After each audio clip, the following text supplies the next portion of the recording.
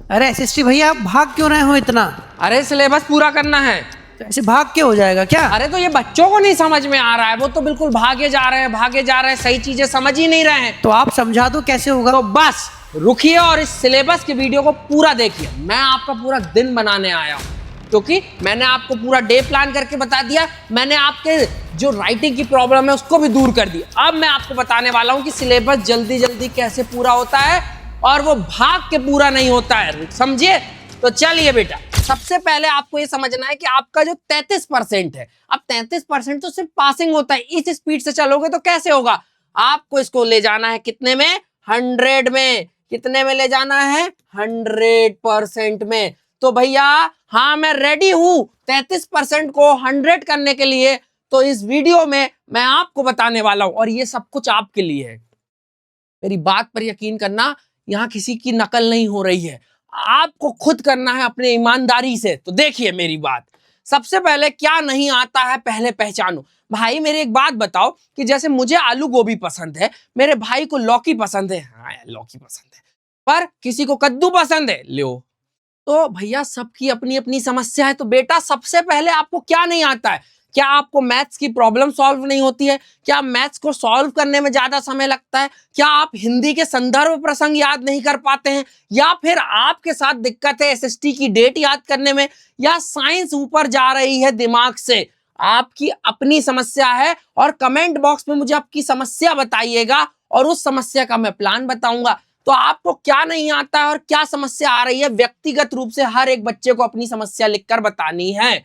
अपनी प्रॉब्लम समझो और उस हिसाब से डे प्लान करो। कोई भेड़ चाल नहीं चलना है, किसी बच्चे को फॉलो नहीं करना है। ये आपकी अपनी जिंदगी है, आपकी अपनी तैयारी है, तो किसी को फॉलो नहीं, अपनी समस्या अपने साथ ईमानदारी रखनी है, समझ गए?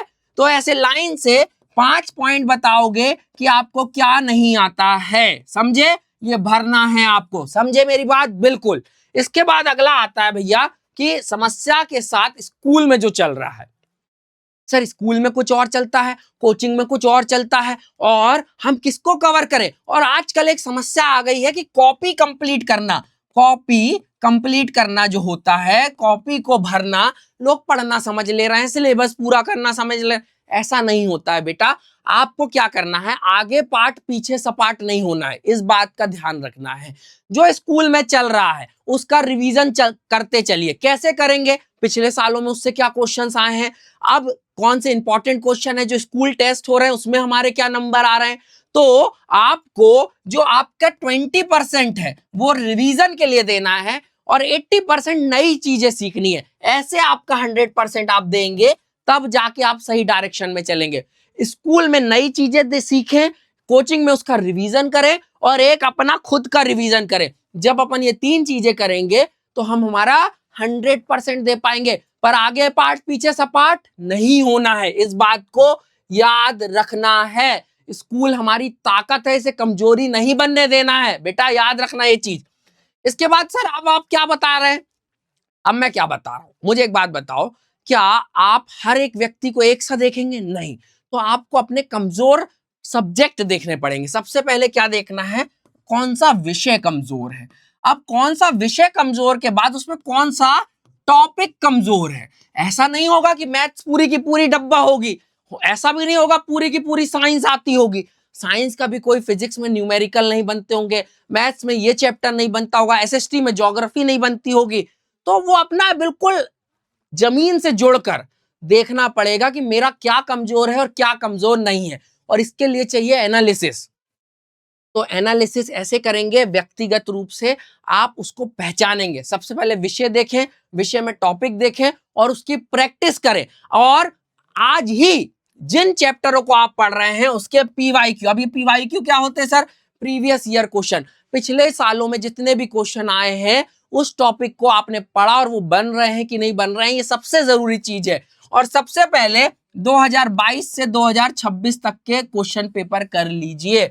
आगे के नहीं करने, जो चैप्टर नहीं हुए, जो चैप्टर पढ़ते जा रहे हैं उसको पूरा करो पहले, समझ गए? स्टडी चेक, अपने आप के डॉक्टर बनो, अपने पढ़ाई के डॉक्टर बनो। क्लियर है? Very good. अब आगे चलते भैया, डेली टारगेट सेट करो। ये सब नहीं होता 20 दिन में ये करूंगा, 21 दिन में ये करूंगा। बूंद बूंद से सागर बनाना है और आप बना लोगे। मैंने आपको डे प्लान बता दिया, मैंने आपकी राइटिंग सुधरवा दी। अब डेली टारगेट सेट करो। देखो जो टॉपिक इजी है उनको कम समय दो, देखो जो टॉपिक इजी है उनको कम समय देना है ना, कम समय। और जहां हमें दिक्कत जा रही है उनको ज्यादा समय देना है, अब ज्यादा समय देना है। और एक बात और याद रखो बेटा, हर टॉपिक को, ये मैं बिल्कुल प्रो टिप दे रहा हूं कि कोई भी टॉपिक ऐसा पढ़ो कि अपने दोस्त को समझा सको, ये सबसे जरूरी है। जब आप इस ढंग से किसी टॉपिक को पढ़ोगे तो कभी नहीं भूलोगे, याद रखना मेरी बात। इसलिए बढ़िया तरीके से हर टॉपिक को ऐसा पढ़ना कि किसी को पढ़ा सको। क्लियर है? तो डेली टारगेट, रात को सोने से पहले अपना टारगेट सेट करो और उसको अचीव करो। और अब तो आप जानते ही हैं कितने दिन करके देखना है, ये 21 दिन करके देख लो, अपने आप आदत लग जाएगी। क्लियर है? Very good. चलिए भैया, अब आ जाते हैं कि आप कैसे करें।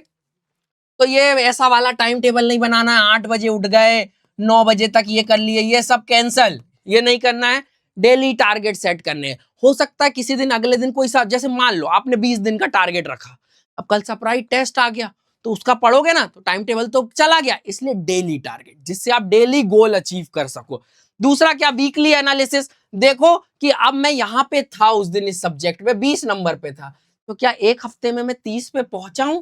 क्या मेरा कॉन्फिडेंस बूस्ट हुआ है? जो मैं गलती कर रहा था वो सीखा हूं? क्योंकि गलतियों से सीखना जरूरी है। गलती करना पाप नहीं है, गलती के साथ जिद हो जाना कि अरे मैं तो सुधारूंगा नहीं। बेटा नहीं सुधारोगे तो कैसे टॉपर बनोगे? सुधार करोगे तो टॉपर बनोगे। क्लियर है मेरी बात? और सेल्फ चेक, ये बात मैं हमेशा कहता जा रहा हूं कि आप अपने साथ ईमानदार हो जाइए, आप जरूर टॉप करेंगे। क्लियर? तो भैया सेल्फ एनालिसिस के लिए अपने लिए एक पेज निकालो और देखो अभी तक जितना सिलेबस हुआ है उसमें कितने टॉपिक अच्छे हैं। थ्योरी स्ट्रांग हो गई है, मैथ्स की प्रैक्टिस कर ली है, तो ऐसे कॉलम बना लो कि हाँ भाई थ्योरी अच्छी है, कंसेप्ट समझ में आ गए, सेल्फ स्टडी हो गई है, प्रैक्टिस कर ली है। और हर वैरायटी के कम से कम 20 से 25 क्वेश्चन करके देख लेना है। साइंस में क्या करना है कि भाई जो जो समझने वाली चीज है वो समझ गए हैं क्या, दूसरे को समझाओ। जैसा मैंने बार बार कहा ना कि किसी को ऐसा पढ़ा दो कि उसको बिल्कुल समझ में आ जाए, तो आपको जीवन भर के लिए समझ में आ जाएगा। एसएसटी में भी सेम चीज करनी है। और हिंदी इंग्लिश को डेली 40 मिनट 30 मिनट दो। और वो समय मैंने आपको बताया था ना, बस से स्कूल जा रहे आ रहे, उस समय यूज कर लो। कॉपी भरने को अपना पढ़ाई मत समझना, अपने साथ धोखा मत करना बेटा। समझ गए? तो इस तरीके से आप अपना सिलेबस पूरा कर सकते हैं। क्या करना है, 80% नया पढ़ते जाना है, 20% रिवीजन करते जाना है। डेली पढ़ना है, डेली टारगेट सेट करना है और उसको अचीव करना है। पता ही नहीं चलेगा दुनिया से कैसे आगे पहुंच जाओगे। क्लियर है? तो मिलेंगे अगले वीडियो के साथ। जब तक अपना और अपनों का ख्याल रखिएगा। जय हिंद, जय भारत।